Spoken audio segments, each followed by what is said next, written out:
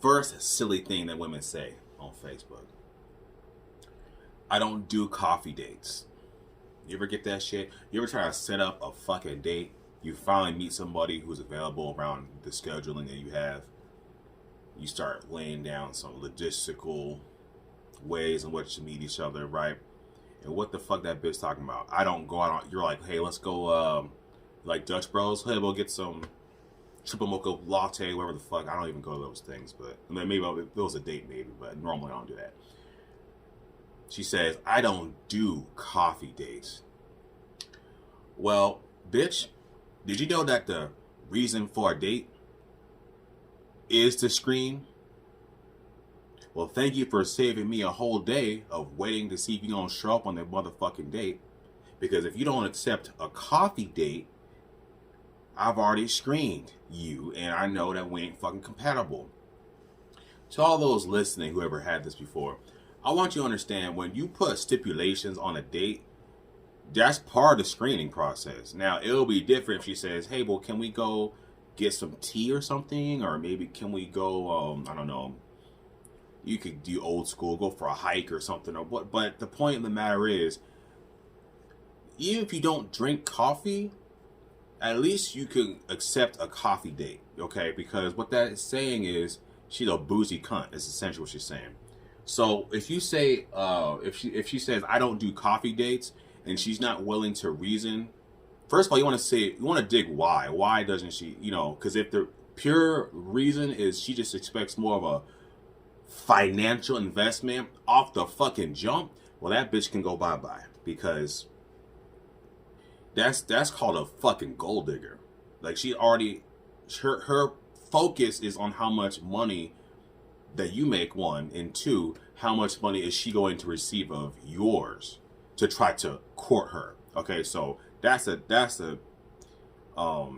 disqualifier. But you always want to just see where the bitch is coming from before you just say bye-bye to a motherfucker like that, right? So I don't do coffee dates. Why? You can ask her, why don't you do, why is that?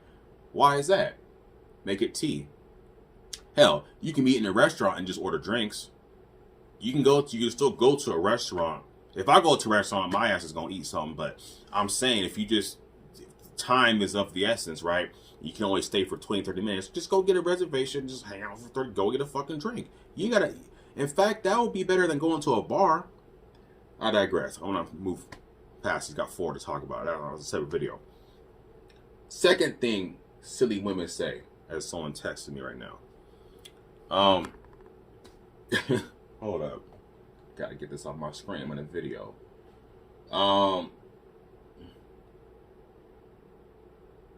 The second thing women say, Facebook isn't for dating. You know what? It's time to wake up. The fact that you're on Facebook means Facebook is for dating, okay? It's not like we on a platform, it's not like YouTube where it's specifically just for entertainment.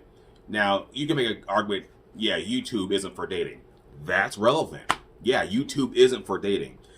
Any social media, network, connection, whatever, is for dating. That would be like if I met someone in a grocery store, right? And I hit it off with them, and I say, hey, you know, it's a shame that I met you in the grocery store, because the grocery store isn't for dating. That's the most stupidest, backwards, beta female bullshit I've ever heard in my life. Why do I say that's a beta female thing? Well, because beta females tend to err on the side of moral superiority. So what a beta female want to do is she want to meet you under the most morally acceptable conditions possible. She would rather meet it. Beta females think they finna meet guys at church, through her family or something, like. But the fact that there's a disconnect, because that same guy you would have met at church is on Facebook, because every goddamn person, you know how many billions of people are on Facebook? The whole fucking half of the country, more than half, is on Facebook. So the fact that you have a weird hang up on where you met that person, it's not like you met that person at a fucking strip club. Not that you should be ever going to that fucking goofy ass shit anyway. Real men don't go to strip clubs, but I digress. Keep it to the topic today, guys.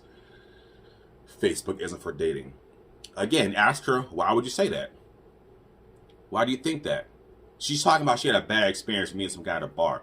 When women talk about, oh, it ain't for dating, it means she had a bad experience either on Facebook. So now she's gun shy. Now she thinks the problem is Facebook. She got one bad experience from Facebook. Now the whole app is just, oh, can't meet a guy there no more. It's like, that's some woman thinking, bro. You gotta keep these women in check, man. This is your wake up call.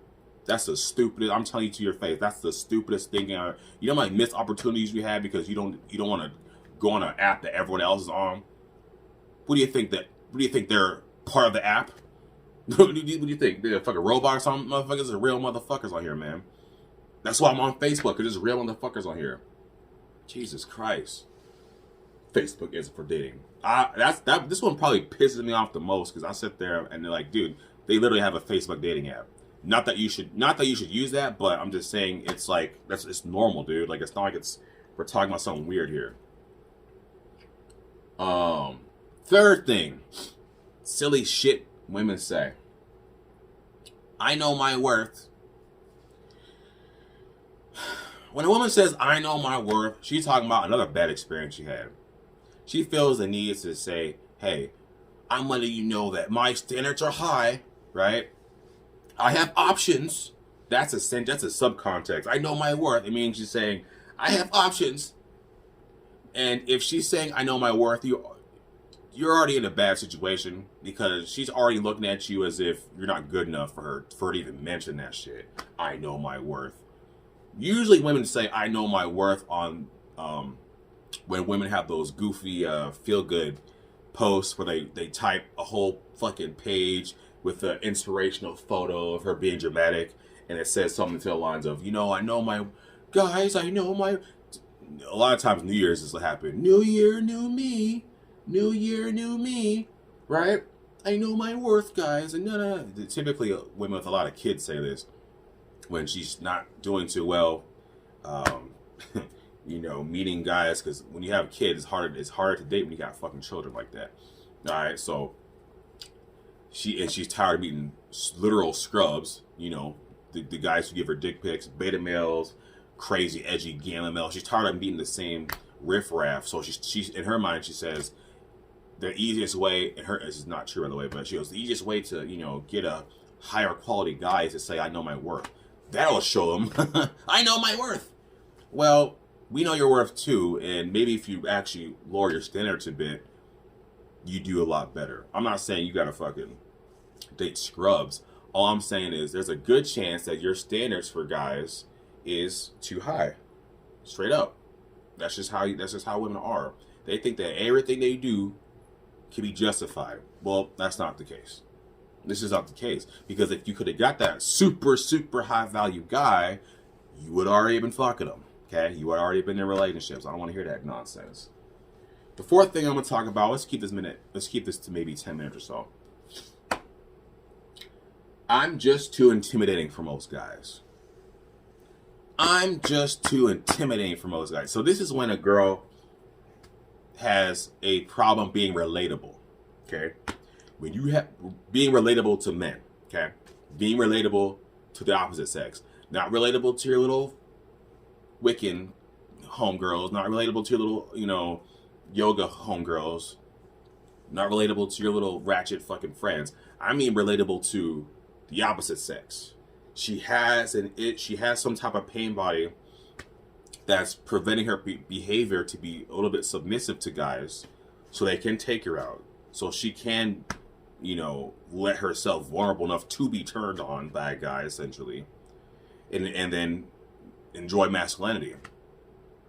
So I'm just too intimidating for most guys. So this is a coping mechanism, guys. When you hear this shit, I'm just too intimidating. She's saying, she goes, it's easier to cope and say, well, I'm such a successful person. So they'll say, what does intimidating mean?